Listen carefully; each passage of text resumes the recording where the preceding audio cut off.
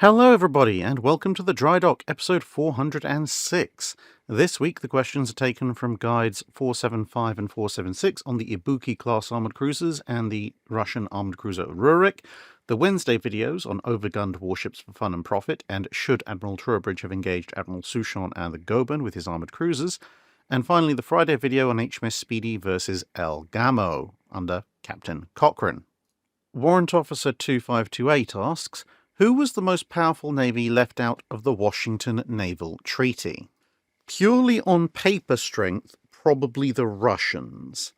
Although in the early 1920s, with the complete and utter chaos that was Russia in the aftermath of the Bolshevik Revolution, the practical strength of the Russian fleet at that point was negligible. But of course, you could theoretically look into the future and say, well, what if they actually got all the ships they technically own working? Then they would be, the most powerful non-treaty fleet of the period based on what they had in 1921-22. If you want to look at the most powerful fleet that, could actually sail out of its own harbour and do something, probably technically the Chileans, I would imagine. The Brazilians were in the middle of something of an economic downturn. Their navy wasn't really that functional in the early 20s. And although the Argentinians obviously have the two Rivardavias, the Chileans only have Almirante Latorre. Latorre is more powerful than an individual Rivadavia, and it's only just been transferred back from being HMS Canada in the Royal Navy, so it is fully operational. And Chile has a number of other, for the time, relatively modern naval units to hand. Whereas in the early 20s, somewhat like Brazil, Argentina is going through a bit of an economic downturn, and the Rivadavias are not in the best of condition, and they're actually about to go into reserve. So yeah, the Chilean Navy is probably the most powerful functional navy, not in the Washington Naval Treaty. The man formerly known as Commenting Is What I Do asks, back in Drydock 282, you answered my question about who would get the most out of making certain battleships with a triple turret arrangement. And your answer was the Queen Elizabeth's, mentioning that Hood would likely get triples anyway in that scenario. However, I'm curious as to what impact the Queen Elizabeth's being triple turret designs would have had on the Revenge class or Renown and Repulse. Would either of those designs have gone back to twin turrets, either at all or potentially with a superfiring spot twin like with the Nevadas? Or would the R-class lose a turret? And between Renown and Repulse, would having triples on the Rs make them with triples fore and aft? What would be the biggest benefit to the ships in question? Well, this is actually the starting point for one of my theoretical timelines, which I've mentioned once or twice on the channel, which I tentatively call the all-forward British timeline. And so this is the all-forward Hood, for example. So essentially the argument goes that, at least in this timeline, so this is what I would be suggesting as a potential impact, is the Queen Elizabeth, instead of having 4 twin 15-inch guns, they decide, well, you know what, if we're going for fast battleships and 15-inch guns, we might as well go the whole hog with innovative stuff. So we're going to go with triple turrets as well. And that actually does make a certain amount of sense, because while they are technically more complex, having 3 triple turrets actually takes up slightly less volume and slightly less length than having 4 twins, and it gets you an extra gun into the bargain. And when you're looking at something like the Queen Elizabeth, where you want them to be relatively high speed, well, that little bit of extra space saving gives you space for more boilers and therefore more power, so you can go faster, which is obviously a good thing. So those ships then would be built with, superfiring triples forward, 1 triple aft, very 1930s and 1940s style. But then when they come to the Revenge class and they go, okay, well, we want Queen Elizabeth, but cheaper and more fleet battle line-like, which is essentially what the Revenges are, then they go, oh, okay, so we like the space and savings and potential weight savings of this triple turret layout, but we need to find a lot of weight savings here. What can we do? And this spawns an idea of, well, we can keep the armament, but if we move it all forward, aka Nelson or F3 style, then we massively shorten the citadel. And since we want to shorten up the engineering spaces anyway, because we want them to be somewhat slower, we shorten the ship up even more, and thus we save a huge amount of weight, space, and money.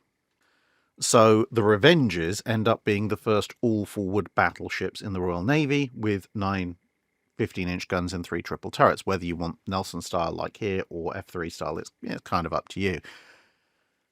And then when they come to doing the armoured cruisers, they go, okay, well, we can lose a turret. We have 6 guns. That, is still a respectable armament. That's what they chose for renown and repulse historically, just in 3 twins.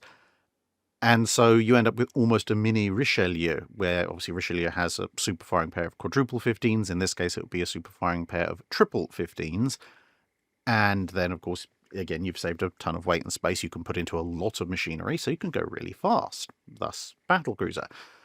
And then when they come to designing Hood, they're like, well, 3 triple 15s worked for battleships, 2 triple 15s worked for renown and repulse for going quickly. Now we want battleship armament and armor, but going quickly. So in this particular timeline, obviously they went with the Nelson layout, and they just go, okay, well, we'll add that 3rd triple turret back in again, except really long hull, and now the thing can move really quickly, and it has battleship style firepower as well as battleship style protection. And as you can see, most of the secondary battery is just loosely scattered aft. Although I suspect there probably would be a gun gallery in the original version of Hood along the centre as well. It's just I threw this together as I was throwing together a whole ton of different designs at that point. Danny Elkins asks, you mentioned that Ibuki had her turbine engines installed after her launch. Besides the watertight hull, is there a typical build point for launching, or does it vary by navy and time frame? I could see perhaps wartime necessity causing earlier launches and peacetime ones focusing on efficiency. It does vary somewhat by both navy and time frame, partly for some of the reasons you listed. In wartime, when you need to just build ships as quickly as possible, you kind of throw them off the slipway essentially as soon as practically possible, as long as doing so isn't going to extend the build time elsewhere. So, for example, if there's something you could install while it's on the slipway that will take you an additional week, but chucking off the slipway that week early, you could do it during the fitting out stage, but it'll take you 3. It's probably worth keeping the slipway, occupied for another week to do so. But once you get beyond that, there's a huge number of variables in play, some of which will be environmental. So how big is the area of water into which you're launching a ship? Because that will affect on how heavy the ship can be. And essentially it comes down to weight, because the heavier a ship is, the faster it's going to go down that slipway, and the further it's going to go out into the water, and the more energy it's going to have. And the angle of the slipway can make a difference as well, because obviously more weight on a steep slipway, there's going to be a huge amount of stress on the ship. Obviously, if it's lighter, that's better. And also the just overall, not just the proportional weight of the ship, but the overall weight of the ship. So when you look at pre-dreadnought launches, for example, very often they have their casemates and a decent chunk of their superstructure actually already constructed when they're launched. Not all of them, but a lot of them. And then when you look at dreadnought and super dreadnought launches like Iron Duke here, apart from usually maybe some of the barbettes, they're basically flush decked. Again, for the most part. Ideally, most navies liked to have the engines and the boilers in place before the ship launched, partly because that provided a lot of low down weight, which made the ship stable, because obviously if it's very light, it's going to be riding high, so to avoid capsize, you want weight lower down in the ship. But it also meant you could close in a lot of the decks, including potentially the deck armour, although whether you put the armour plates in or not did vary, but usually you'd have to, because if you want to complete the ship up to main deck level, the deck armour had to go in because it was several decks down. You could, of course, leave big holes where you could drop machinery in later on, especially if you don't have some of the machinery ready in time, like with Ibuki. But generally, you would want the machinery in there for the reasons I just mentioned. One of the other things that varies quite considerably both by time and by navy is whether or not the main armour is installed. As you can see here with Iron Duke, her main armour isn't there. There's little void spaces where all that armour plate is going to be, because, again, this is going to add a huge amount of weight and stress to the ship on launch. And to be honest, installing the armour plate when she's riding so high without her armament, a lot of her interior fittings and the superstructure on, is a fairly easy job to do at the fitting out pier. But sometimes you'll see navies launch the ship with its armour in place, sometimes because they've got a relatively shallow slipway, or they've got plenty of space in the river or the estuary or wherever they're launching it for the ship to run on. Sometimes it's a limitation of the ship design. So, for example, the Iowas launch with their armour in place because their armour is internal to the ship. And if you don't install that, you can't install the exterior hull plating, and, well, that's a major problem. And we've mostly focused on battleships here, but, if you're launching something like, say, a small cruiser by World War I and World War II, you might as well stick the armour on while the ship's being built on the slipway, because that armour is, of course, thinner as an absolute factor, and also the ship being somewhat smaller, the armour just isn't going to cover as large an area. Therefore, proportionally, the armour doesn't exert anywhere near as much stress as battleship armour would. So you see the launch of various, say, Dido class light cruisers. Very often they do have their armour in place. But even by World War II, even with ships of a roughly cruiser displacement, if you have a very narrow, confined area where the ship's actually going to run out to, you will sometimes see the hull being launched as light as humanly possible, just so that they can catch it and redirect it without it running aground on the opposite bank. Readersaurus asks, in one of your worst warship design videos, you had the Sovietsky Soyuz class down there due to its planned armour being of low quality.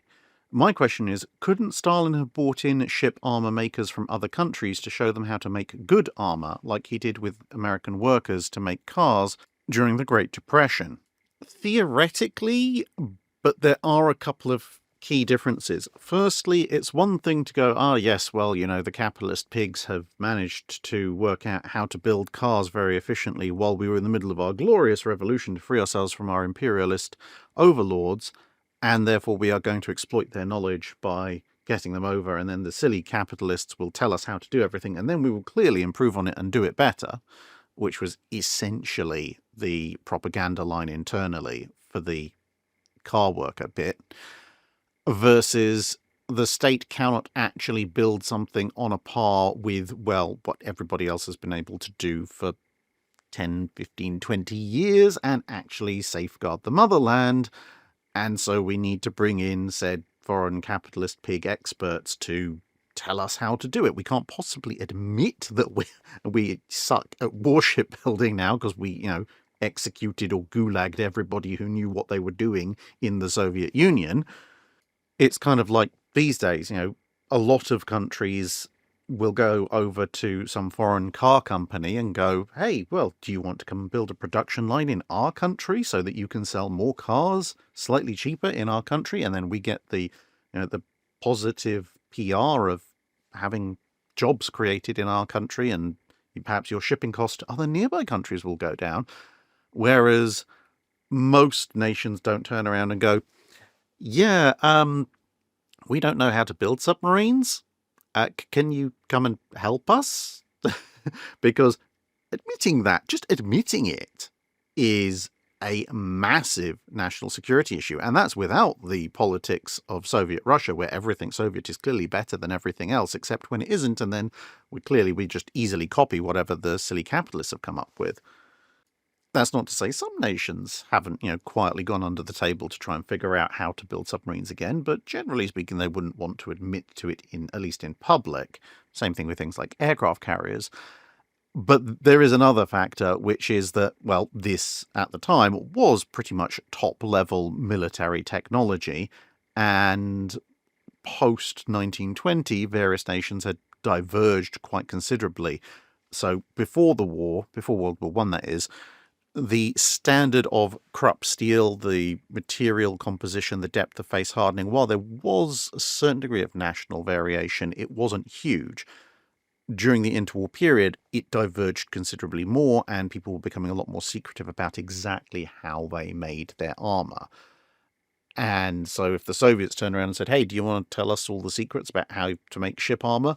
The vast majority of nations, just on principle, would have laughed them out the door before you get to the whole fact that they are the Soviets. So the Americans and the British, etc., would be laughing them out the door on ideological grounds, completely aside from national security grounds. And the people who might have been willing to sell them the expertise, and indeed were willing to sell them a lot of naval technology and designs, namely the Italians and the Germans, well, their armour industries weren't that large to begin with, so they couldn't necessarily have afforded to send a large delegation of their own naval armour-making experts over without perhaps critically impacting their own production. And even if they did, or even if they could afford to do so from a financial perspective, they are still competitors with Soviet Russia, and whether they'd want Soviet Russia to be able to make battleship armor properly is a whole other question. They probably wouldn't, and therefore they would just refuse or come up with some excuse why they wouldn't do so. If they had a little bit of spare production capacity, they might happily sell the Russians a little bit of armor. But obviously, if you're selling them armor, you're not teaching them how to produce it, and you can cut the supply off if you get a bit nervous about how they're using it. Then I recently stumbled across a piece talking about the German defences of Guernsey. Now, typical of late-night docudramas, it portrayed Guernsey as an impregnable death trap whose only flaw was that the Allies didn't actually try and take it.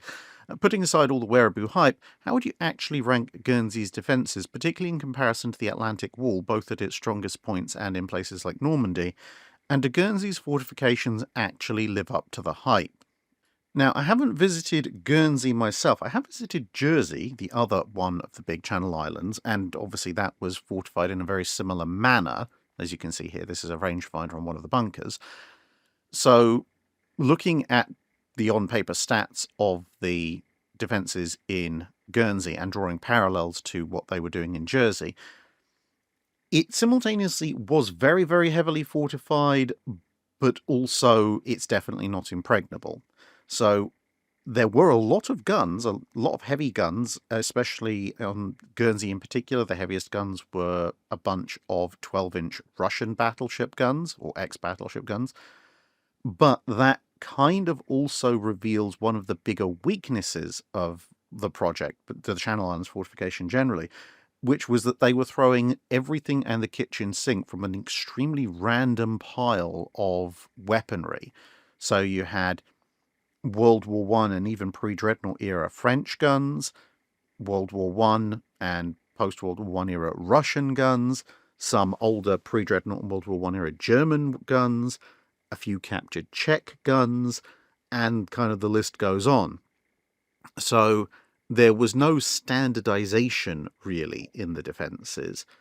So you couldn't have a case of, well, okay, this particular set of bunkers, perhaps with 150mm guns, is under attack, and Allied bomber has managed to either collapse the access tunnels to or actually blow up the main magazine, so we don't have any ammunition, but overnight we can perhaps ship some ammunition in from the bunker couple of miles down the road because that also has 150mm ammo. It would be a case of, well, we've got 194mm French ammunition for our 194mm French guns. That magazine is gone. We're the only bunker on the island with this particular kind of gun. And yes, there is another bunker up the road, but that's got 203mm Russian ammo. And the bunker 6 miles that way has 203mm ammo, but that's 203mm German ammo. It's not compatible with the Russian, and we don't have 203mm guns here anyway, and so on and so forth. Now, they obviously have a lot of flak batteries, tunnels, bunkers, etc., all designed to resist assault. However, the main strength of the Channel Islands defences rested more so on the fact they were just incredibly heavily garrisoned, both given the population and given the size of the islands. So we're talking 13,000 German troops per island when they basically outnumbered the local population taken in total. So you're talking about man per square mile levels in terms of troops, that exceed actually quite a number of Japanese-held islands that caused huge problems for the US in the Pacific. So, for example, there's more, if I'm getting my calculations right, there's more men per square mile on the Channel Islands than there were at Tarawa, for example. Iwo Jima does have more men per square mile by a considerable margin, but Iwo Jima is an absolute hellhole for attacking, as obviously the US experienced. And as far as I'm aware, Iwo Jima's defences didn't have quite the same level of heavy artillery that the Germans put in on Jersey and Guernsey. They are also, of course, not atolls or anything like that, so they do have quite varied terrain, including a bunch of cliffs. So attacking them would be quite difficult, objectively speaking, and with those flak batteries protecting the anti-surface batteries, it would be quite difficult to take them out. However, with all that said, while they are a very tough nut to crack, and that's pretty much why the Allies kind of looked at them and went, what do we gain by taking them? What will we be losing by taking them? Right, it's just not worth it. We're just going to bypass them and we'll collect them as a surrender at the end of the war, which is historically what happened. If there had been something of great strategic value in actually having Guernsey and Jersey back in Allied hands, it could have been done, but it would have been quite a multi-layered operation. So, for example, one of the heavy gun batteries on Guernsey actually got taken out for a while by HMS Rodney, and here the terrain actually worked against them because Rodney fired over the land to drop shells on the exposed gun batteries while the gun batteries couldn't return fire, which, if you're looking at more Pacific-style, atoll-style fighting, that's not really a thing. So you would have needed a multi-layered bombardment. So you probably would have had heavy naval bombardment targeting the more exposed gun batteries, flak batteries, heavy anti-surface batteries, etc. Once the open flak batteries have been at least somewhat suppressed, you would then probably go in with pinpoint bomber attacks because you've got such a high level of civilian population in the area. You don't want to do carpet bombing, but I could, for example, see the Allies just going, okay, well, we've got these Grand Slams and tall boys. Once we've suppressed the heavy flak, why don't we just take out individual bunker nests with single or multiple tall boy or Grand Slam hits? Because they're fairly accurate weapons. For the most part, the major defences are clear of the civilian population centres, at least in terms of the blast radius of weapons like that. And it would blow open chunks of the island's defences. One of the things with the islands being relatively small is that each of the bunker networks themselves is also relatively small. They're tough nuts to crack, but they're not massive, multi-mile, sprawling fortresses.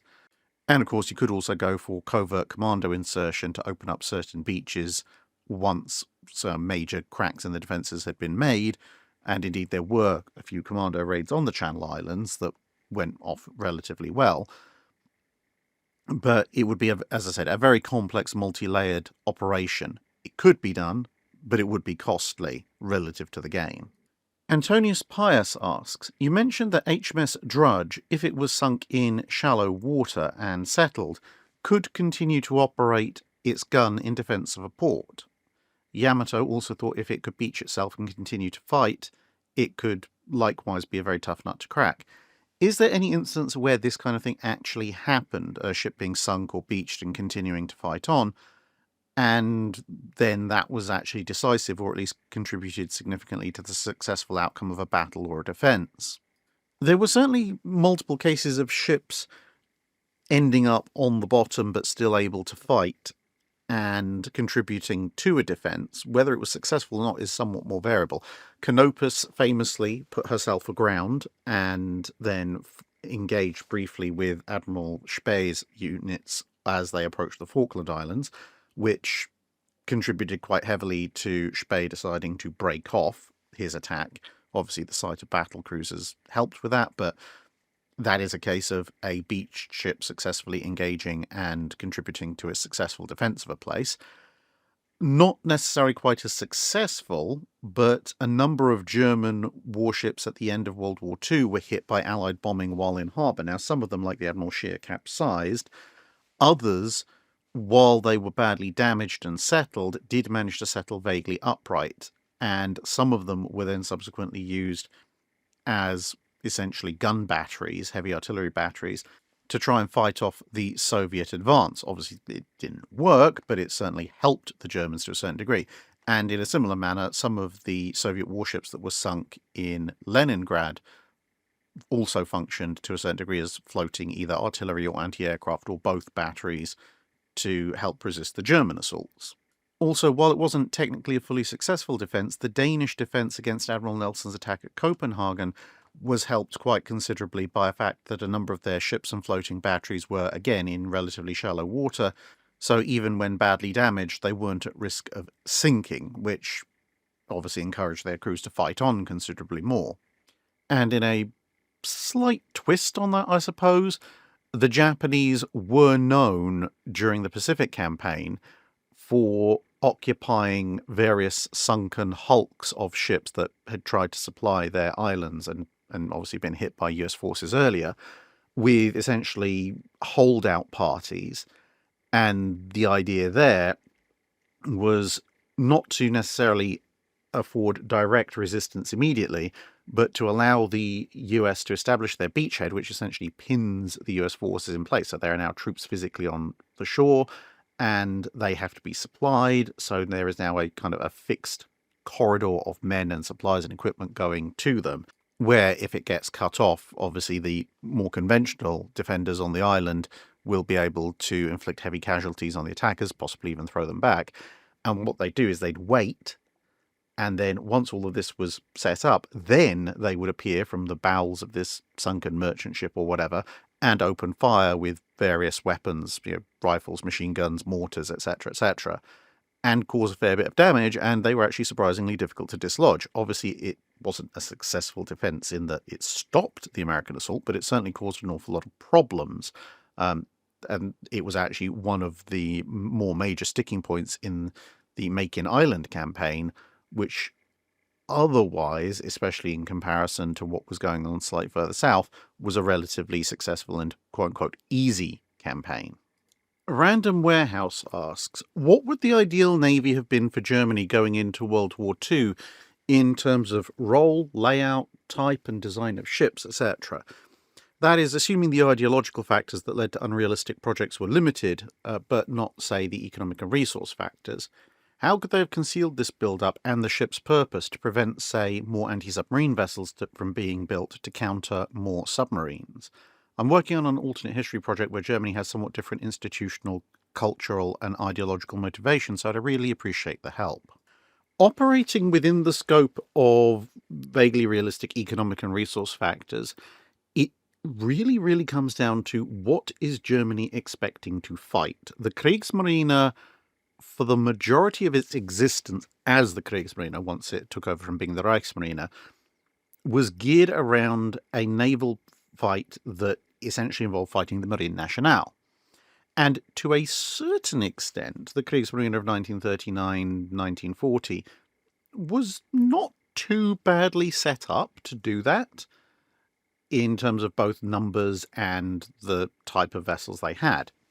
The problem they essentially had is that the navy that you build to fight the Marine Nationale in the 1930s and the navy you try and build if you're going to be fighting the Royal Navy in the 1930s are two incredibly different things. And they had to pivot at almost the last minute to try and look at fighting the much bigger Royal Navy. Hence why you got things like Plan Z, and kind of being caught a little bit in between the two, and of course having the infrastructure and economic limitations, they ended up with a navy that was initially fighting both the Marine Nationale and the Royal Navy and was no longer particularly well configured to fight either of them. So if we're going, as we said, with realistic economic and resource factors, I personally, there are a few different ways I could approach this, but personally one way I would approach this would be to look at the situation and go, look, we can't fight the Royal Navy. Realistically, we can't build the ships in the numbers that we need. We can't build the ships of a Yamato style size to try and fight the Royal Navy on an outnumbered but qualitatively even footing. All it's going to do is grind our fleet down.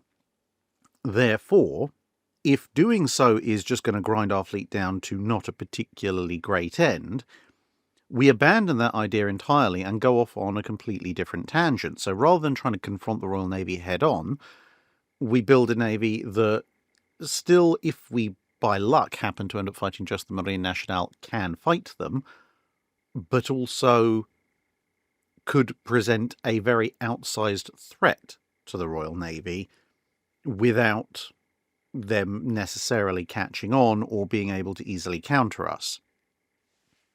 So in that vein, capital ship-wise, I would, probably unsurprising to many of you, have built the Scharnhorst with twin 15-inch guns to begin with and just keep building them. Because twin 15-inch armed Scharnhorsts are more than capable of going toe-to-toe with Dunkirk and Strasbourg. You know, there'd be strengths and weaknesses, especially fighting Strasbourg, but they would be perfectly fine doing so.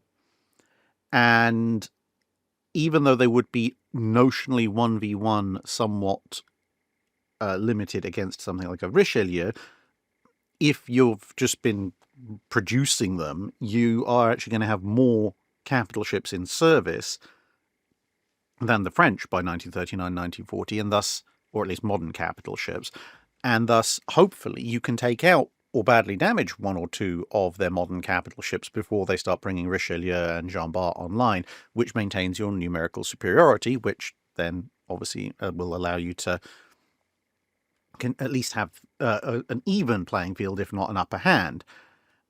And such ships are, you know, relatively plausible threats to the older British battleships, but they're not quite of the size and scope that the British can point to them and say, oh, well, the King George V and the Lions would have a problem if these things showed up. And so it kind of mitigates the British ability to respond by pointing at the Germans going, look, threat, we must counter threat. If they are going to do so, they're going to have to either point to someone else, like Japan, or they're going to have to be a little bit more aggressive in their justifications. From a submarine perspective, the main thing I would do would actually just be to prototype block production. So essentially kind of what they were trying to do with the Type 21s and Type 23s at the end of the war. Try and get that system working before the war. So don't build up your submarine numbers too much, but also make a big song and dance about using almost all of your existing U-boat fleet as training craft and say, look, yes, we know we have U-boats, but we're using them mostly as training vessels to teach our surface fleet how to do anti-submarine warfare. They do have torpedoes, so we could use them in war if we want to, but that's not really our main goal. Whereas, obviously, in fact, what you're actually doing is teaching your U-boat crews very much how to fight surface ship fleets, as well as also, incidentally, giving a surface fleet anti-submarine experience. But the main point of it is that you're building up a very large cadre of U-boat trained men, and then once war kicks off, or once tensions start to ratchet up, you can then go, look, we've got a working production line facility in place to block build submarines. We have a large cadre of experienced trained crews. We can now open the handles, if you like, and crank up production of these U-boats very quickly and essentially flood the seas with large numbers of U-boats. And because they didn't exist before the war, building large numbers of escorts is going to be a somewhat less obvious thing for the British to do. And you kind of run it a little bit like the fighter pilots that the schools that the Allies did, where the initial wave of U-boats would be fully crewed by your expanded cadre of U-boat crewmen, but as they come back, you take those experienced crews offline and go, look, we're building so many submarines, and we understand you'd like to stick together, but you've been really, really successful. We're going to split you up. Those of you who absolutely want to go back to sea can go back to sea as the nucleus of new crews, but some of you we're going to keep back, and we're going to use you to train the next generation of U-boat crews who will go out with the next set of subs. And in the intermediate section, so cruisers and destroyers, I think as I've said before, I wouldn't bother with the German attempts to build massive super destroyers. I would actually focus on something like a slightly improved Elbing torpedo boat, which is basically a small destroyer, and go, look, this is a fairly capable unit.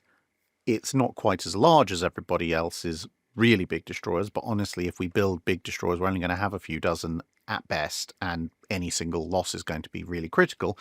Instead, we're going to start chaining out these smaller ships, which it's not going to necessarily approach the fleet numbers of something like a Royal Navy Marine Nationale team-up, but locally could give you numerical superiority and a lot more ability to absorb losses, and also they look less threatening, so they're going to provoke fewer large destroyer construction schemes from the Allies as well, anyway, in the run-up to the war. And then finally with cruisers, this bit might be a little bit controversial. I would actually say that Germany is one of the very, very few cases in the 1930s where cruiser carriers might actually be justified. Not necessarily from a perspective of a straight-up fleet action. They'd still be hideously vulnerable there. But if you're going to have to go out and do commerce raiding, and you've inherited the Königsbergs from the Reichsmarine, they're definitely not suitable for the Atlantic. Something hipper hull based, but that is a cruiser carrier, whether with 2 twin 8-inch forward or one twin 8-inch fore and one aft, but with a small dozen to 2 dozen air complement, might actually make the perfect surface raider for the North Atlantic, because it's high speed, so it can outrun most things, if not all things. It's got a degree of surface gun power, so if it gets into a convoy, it can actually cause fairly significant damage. That gun power is also enough to see off smaller escorts like corvettes, destroyers, potentially even smaller light cruisers, and for anything else like larger cruisers or battleships escorting a convoy, that's what you've got your air group for. If you really, really want to get in and attack the convoy, you attack the heavy escorts with your aircraft. If you don't want to take any real damage to your ship at all, you also can attack the smaller escorts of the same convoy, or more lightly escorted convoys, with your aircraft. Your aircraft also give you a great recon capability, and in the event that you manage to actually find a convoy with weak or no escorts and the convoy scatters, well, you can use your high-speed gun platform to chase down and engage some ships. Meanwhile, you can launch your aircraft to go off and chase down and cripple or destroy numerous other ships. And if, again, someone shows up with something like a battle cruiser or anything, you just hightail it.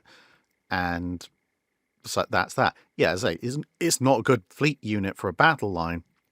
It would make a very, very interesting surface raider, though. Orion Taylor asks, had war not broken out just yet in 1939, what was the Royal Navy's destroyer building agenda after the J, K, L, M, and N classes? Would an alternate history O, P, etc. classes have looked more like them, tribals with extra torpedo tubes, or something else, as opposed to war emergency flotillas which were built historically?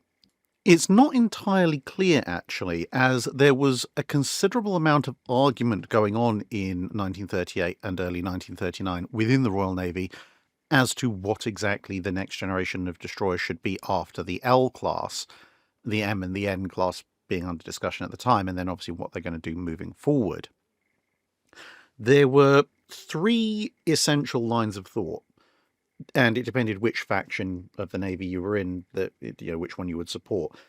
One idea was to actually go very French style, so split the destroyer force into smaller, lighter, cheaper torpedo destroyers. So these ships would have 10 torpedo tubes, 2 quintuple launchers, and probably 4 guns, although it was accepted that if you were going to have 4 guns, it was probably better to have 2 twin mounts now instead of 4 singles.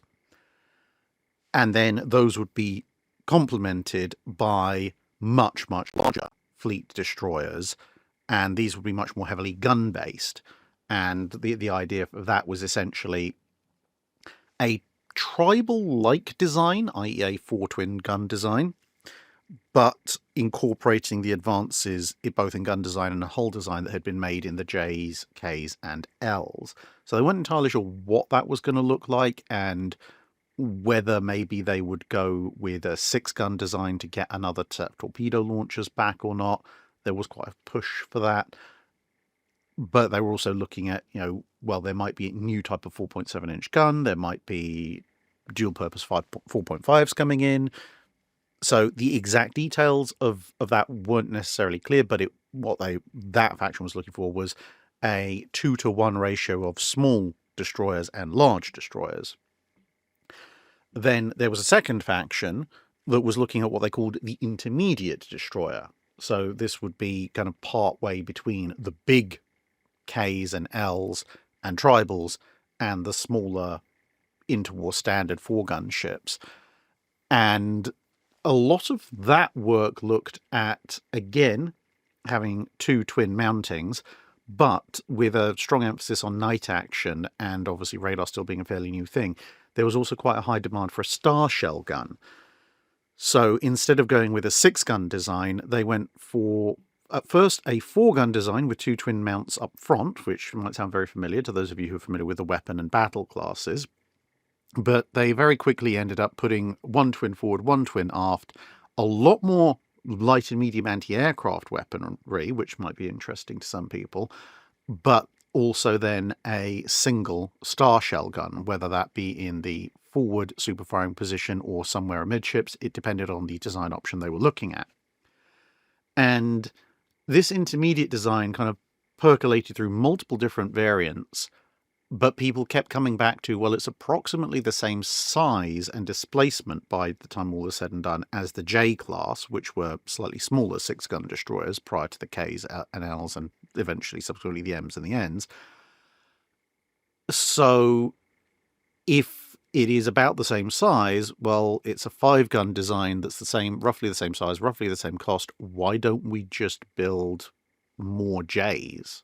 Because then you get 6 guns, and we already have that design, so it'll be cheaper to do.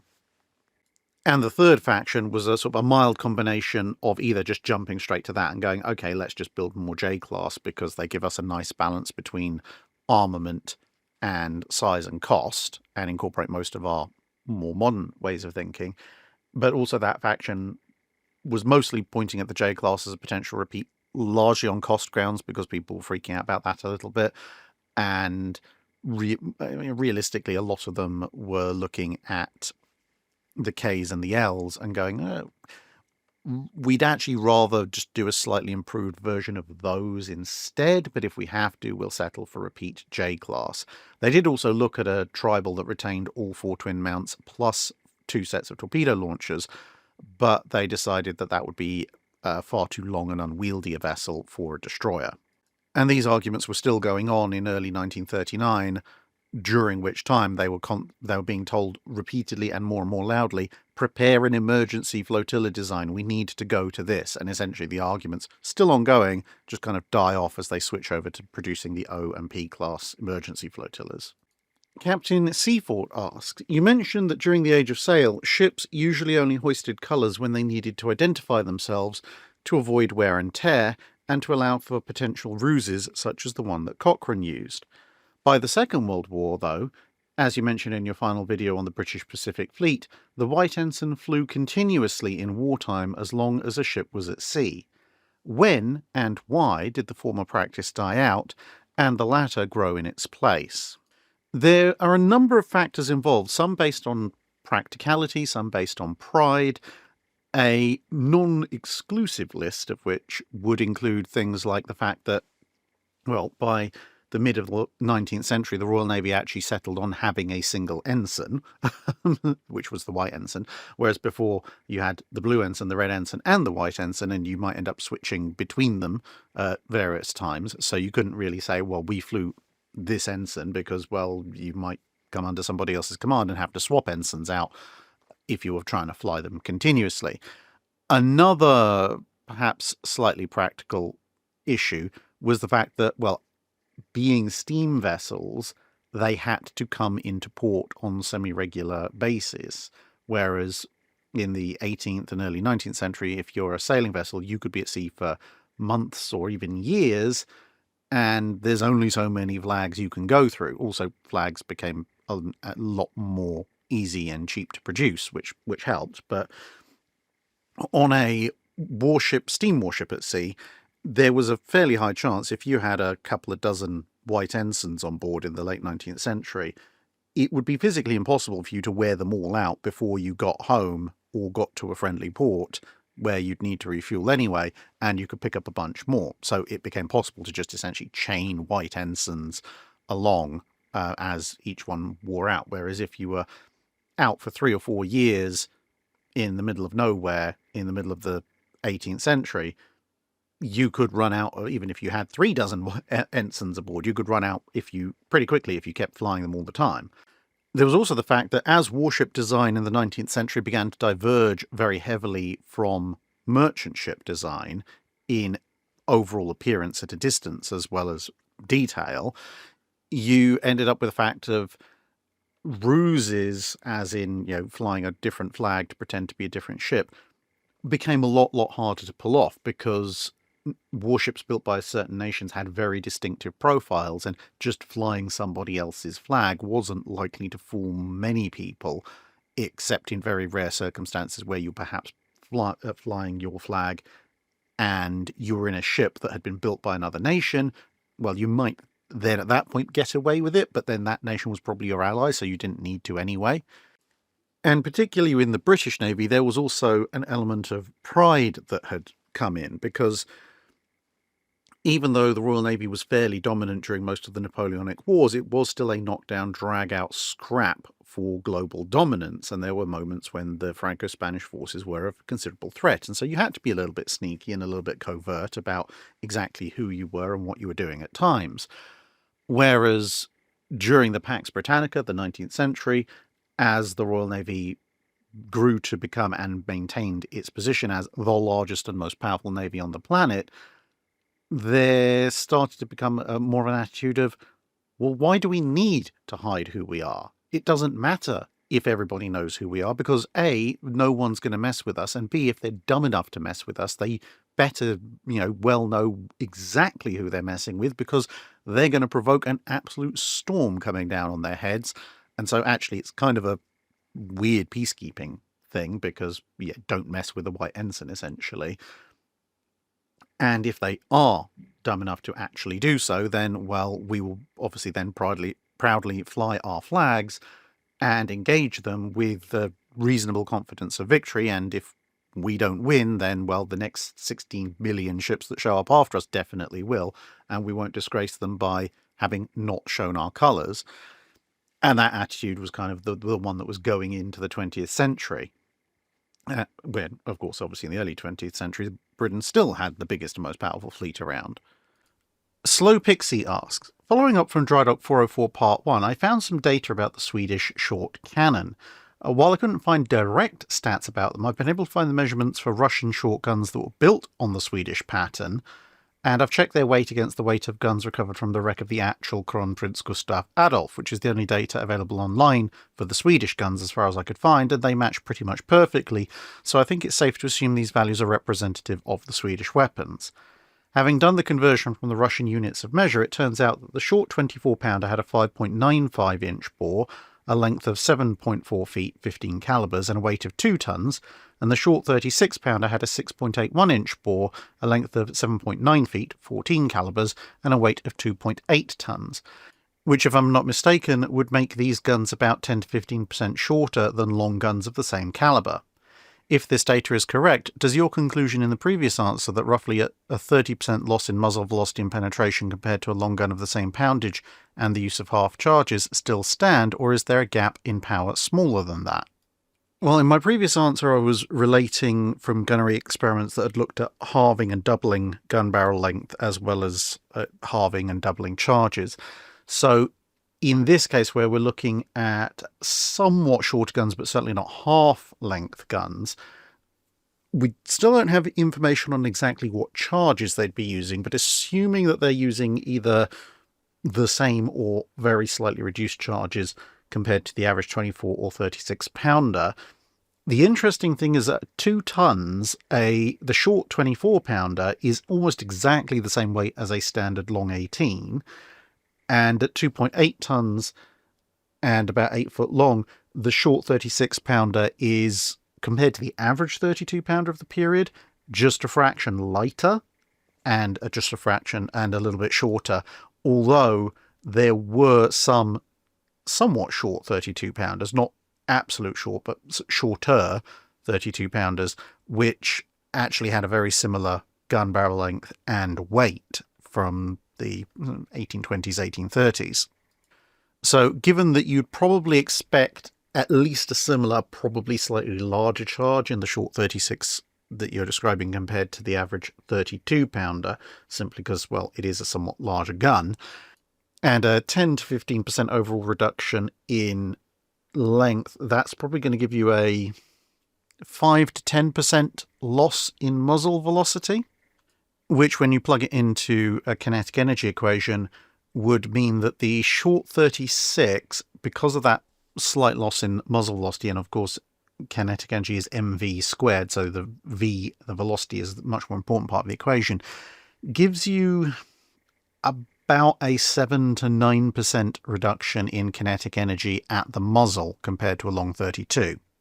Now, given that we're talking about the upper end of naval artillery of the time, I don't expect that's going to make a huge difference to its penetration power, even at 1,000 yards, because, well, even at that kind of range, those heavy guns could and did punch through the hulls of certainly frigates and usually ships of the line. And of course, then you'd also end up in the argument about energy retention of a heavier shot versus a lighter shot by the time it got out to that distance. But being a somewhat larger shot, when it does hit, it is going to punch a somewhat larger hole. It's going to displace somewhat more splinters, etc., etc. So essentially, you'd be trading off a little bit of range and potentially at the extremes of range, some penetration power in order to do a bit more damage. But at the 1,000 yards or so that you were talking about in the original question, I suspect the short 36 is probably going to be doing just a little bit more damage than a long 32, but it is going to be somewhat harder to aim because you're going to have to aim higher on account of that lower muzzle velocity, so you're going to have to fire it in a bit more of an arc, so your accuracy, especially on a moving ship, might suffer somewhat. The interesting thing is if you then apply similar ratios to the short 24 versus the long 18, you actually end up with near enough identical muzzle velocities, but obviously with the short 24 having a somewhat heavier shot, therefore potentially carrying a bit more energy, and probably actually therefore doing a bit more damage again when it reaches the other end of its flight. So whereas there might be some slight disadvantages to using the short 36 that you're swapping for somewhat greater damage potential, with the short 24, functionally it's going to have similar ballistic performance to a long 18 and do slightly more damage at the other end when it hits something.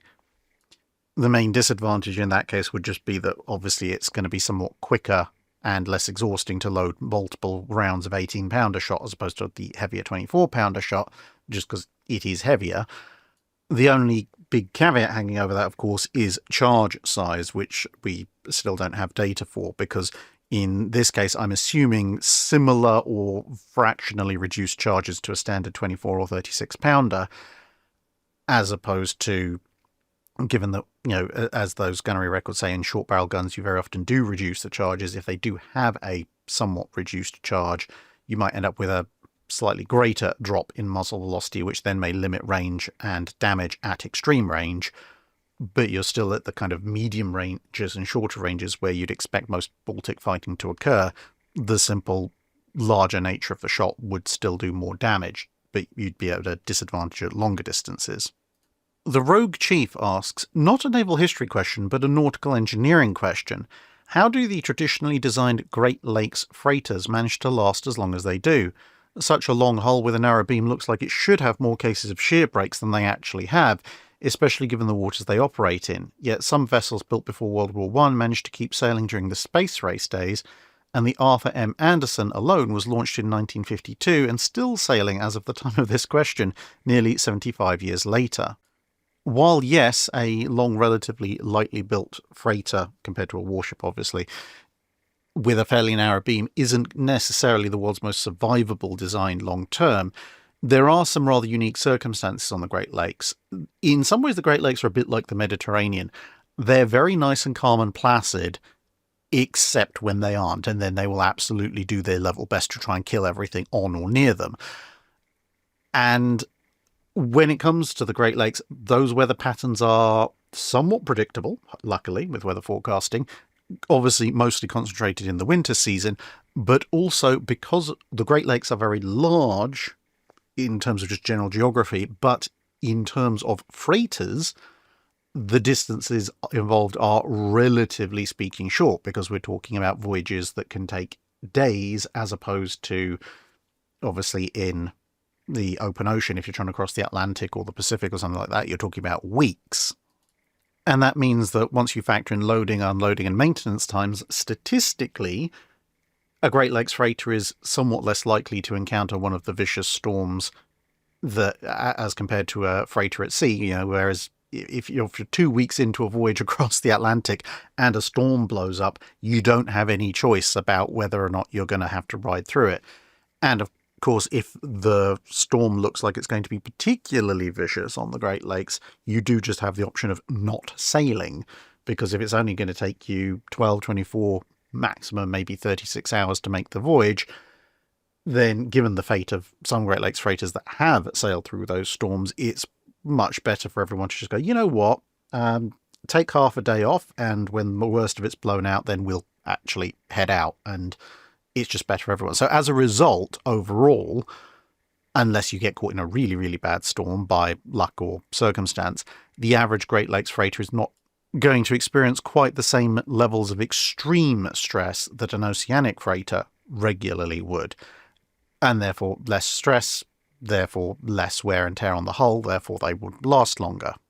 And as a corollary of that, if you do get stress-induced failures start to occur, again, if you're sailing across the Atlantic or the Pacific and you notice there's a crack developing in the hull, well, if you're a week or two away from port, there's not a huge amount you can do other than try and patch it up, maybe alter how you're sailing a little bit, and hope, which means, of course, that any issues that do occur, generally speaking, are going to have time to work their way into the ship and cause more damage, seen or unseen, before they can be fixed. Whereas again, if you're on the Great Lakes and your sailing time is measured in hours or small numbers of days, if an issue does develop, there's a lot less chance for it to expand across the ship before it can get seen to, and in the absolute worst case, there will be places you can drop in to address the issue fairly quickly.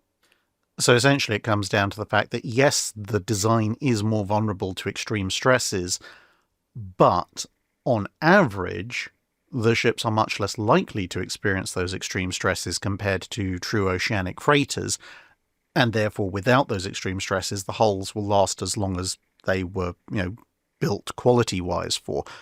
With the big caveat, of course, that if you do end up with some of these ships caught in the more extreme Great Lakes weather events, that can multiply up damage very, very quickly, which is why, yes, some of them sail for very long periods of time, others not so much. Dave Collier asks, the Royal Navy assigns badges and mottos to every ship, submarine squadron and land base, but how are such assignments made? Who makes the suggestions for the designs and mottos, and who has the final say? It's something that's evolved quite considerably over time. So back in the age of sail, there wasn't really any need for such things because the ship was identified by the big name on the back and the big figurehead on the front, and that was installed as the ship was being built and commissioned. But as figureheads started to die off during the 19th century, making up badges and mottos for ships was basically a bit of a free-for-all. The captain, and potentially, if the captain chose to, the crew, could come up with near enough any design they wanted, any motto they wanted, on almost any shape they wanted, barring a few minor things that were generally accepted, like the crown with the ship and sails above, and so forth. But it very much was a kind of an open season, and only if somebody did something particularly egregiously unacceptable would they be told to knock it off. However, as with most things, it became more and more regulated. So towards the end of the First World War, it the creation of ships' badges started to be a little bit more regulated, with specific shapes of the badges or coats of arms being assigned to different types of ships, and they would have to go through a degree of approval. Mottos, though, were still chosen by the ship's first commanding officer. And then you fast forward to the Second World War, and in the Second World War, there was a new set of regulations published, and that standardized the shape of a ship's badge or coat of arms to a circle, like you can see here for Invincible. And that's why when you look at World War I, World War II ships' crests, you can sometimes see diamond shapes, shield shapes, circular shapes, etc. Whereas you look at the more modern stuff, and as far as the Royal Navy's major surface combatants are concerned, they're all round. And the mottos as well, although technically still now chosen by the ship's commanding officer, had to go through considerably more approval. And then nowadays, at some point between the Second World War and the modern day, they've created a whole committee, because of course they have. And now pretty much everything is out of the hands of the ship's commanding officer and crew, and it's all decided by the committee, with also a caveat that because obviously names tend to get reused, whereas before you might have a ship of a given name serving in the late 19th century, then another one of the same name in the First World War and another one of the same name in the Second World War, and they might have three completely separate crests, three completely separate mottos, because it's all been chosen at the time by captain, crew, and later approved by committee.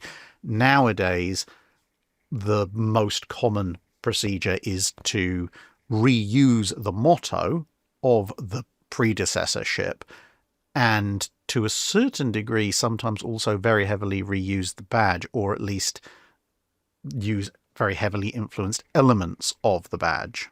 Ark Dennis asks, what, if anything, did the Kaiserliche Marine do to support the German side of the World War I Western Front? If the rapid defeat of France via a massive right hook was so important to the plan to win the war overall, were there any plans to provide fire support to the last man on the right brushing the channel with his sleeve in the opening offensive?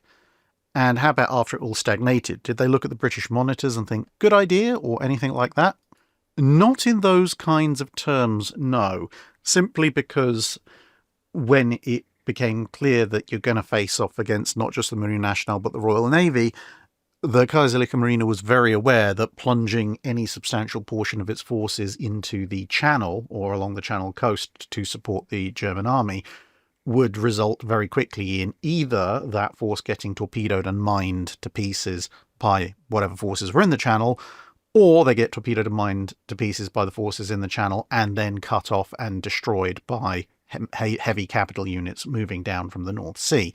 So it was quickly recognised that this would be pretty much suicidal, and whatever small amount of fire support they managed to offer briefly would be more than undone by the morale effect of having said forces blown out of the water by a very large and vengeful Allied surface force.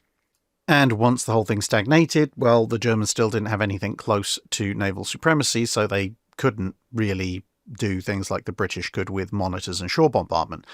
What they did do was formed of three primary elements that you could look at as directly supporting the Western Front. One of them was the use of cargo submarines, like you can see here, the Deutschland, and the aim of those was obviously to bring in high-value, low-volume strategic materials to allow for the continued manufacture of equipment, much of which would be sent to the Western Front.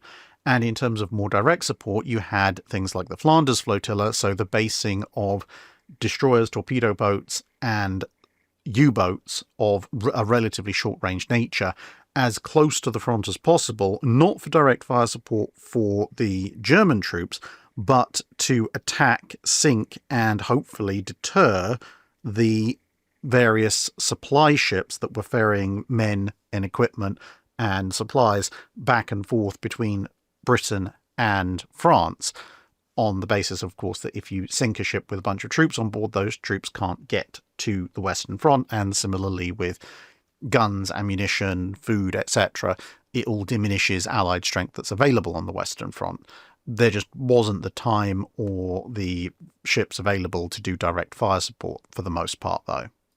You could also potentially look at the creation of some of the bigger rail guns, which used guns that were released by the German Navy to use either by or in conjunction with the army, but that's not really ship-based. ACC asks, Vikings were great raiders who used longships for quick strikes and withdrawals, but longships were rather small. While there was clearly room for food and precious metals, I've never wrapped my head around the logistics of how they transported human captives and larger stolen goods like livestock. Were they on deck in between the rowers? Did they underman their ships to save room for the return journey? The dimensions have never really added up for me. Well, it would be a combination of factors.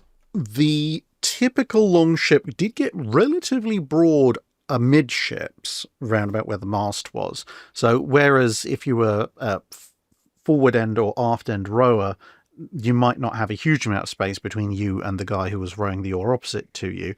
If you were an amidships rower, there would be a reasonable amount of space in between, which is obviously where you could place livestock or humans that you'd captured. The other thing is, of course, that although they don't have forecastles and stern castles in the way that later medieval cogs would do, the medium to larger longships would also typically have a kind of a half-height deck raised fore and aft, definitely aft, sometimes forward. And this would be kind of, well, aft it would be a command and steering position as much as anything else, and forward it would also be a fighting position, which it would also be aft in battle. And for obvious reasons, those areas would generally be kept clear, apart from whoever was in charge of the ship and the guy who was steering the ship.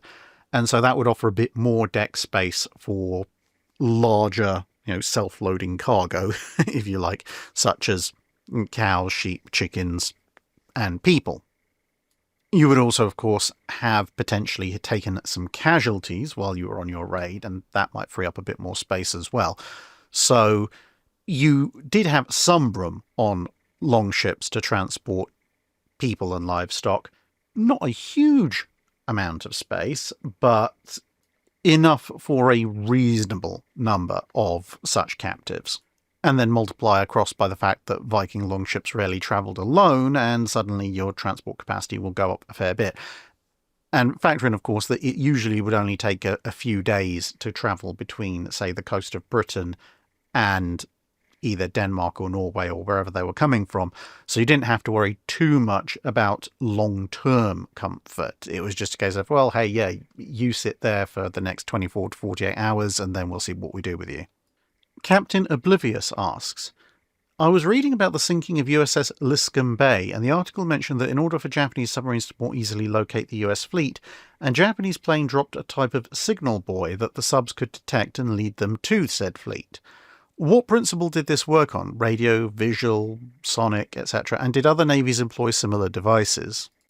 So, based on the reports at the time, from the destroyer USS Franks, which is the one that went off to investigate the beacon, what it appears to be is that this beacon was a strobing light, because they initially reported seeing a white flashing light similar to that which you'd see in the distress beacon of a life raft, which is why they went off to investigate it. The theory at the time, which the article seems to have run with, was that this was some kind of signal to tell Japanese submarines, hey, there's a ship, come over here and sink it. However, post-war analysis seems to have rather discounted that theory on the basis that obviously a submarine would have to be at periscope depth to see the beacon in the first place, and there's no auditory sonar ping or radio transmission which they could otherwise pick up to let them know it was there. And also, there didn't seem to be any kind of particularly dedicated or formalized coordination between the Japanese Navy submarine arm and aircraft in general, whether they were from the Navy or the Army. So the conclusion that most historians have reached, based on both the incident and other Japanese behavior elsewhere, was that the presence of the submarine was something more of fortunate luck for the Japanese, obviously bad luck for Liscum Bay, and people conflated the presence of the beacon and the submarine and thought, oh, that must have attracted the submarine, where that doesn't actually appear to have happened. The flashing beacon rather seems to have been more of a way of telling other Japanese aircraft, hey, especially in darkness, hey, there's a thing over here, come and attack it. Much the same way as Japanese aircraft will drop signal flares at night to illuminate targets so that the ships that they were from could see and engage whatever it was that particular scouting aircraft had found. And the practice doesn't seem to have been particularly widespread even amongst the Japanese forces, let alone anyone else, simply because most of the time ships tend to move. So if you're dropping some kind of marker, it has to be something that something can then follow up on pretty darn quickly. Even if you had some kind of pinging sonar marker or buoy, A, the chances are that your target will probably hear it as well. But B, even if a submarine is only an hour's sailing away, in that time, the ship will have moved on many, many miles away from where that beacon is. So it's basically pointless for those purposes.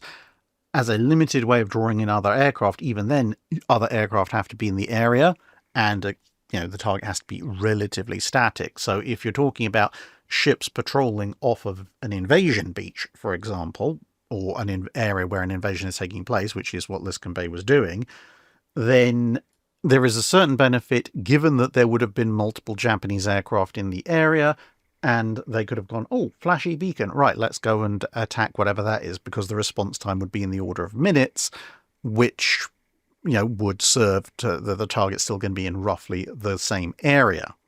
So as a result, it doesn't seem to be, as I say, particularly widespread even amongst the Japanese, let alone anybody else, because that's very, very particular sets of circumstances. Yes, you would have Allied invasions off of, Salerno, Sicily, Normandy, southern France, etc. But in those cases, you don't need a beacon to really tell where they are, because they're right next to the land and you're not exactly too far away from them.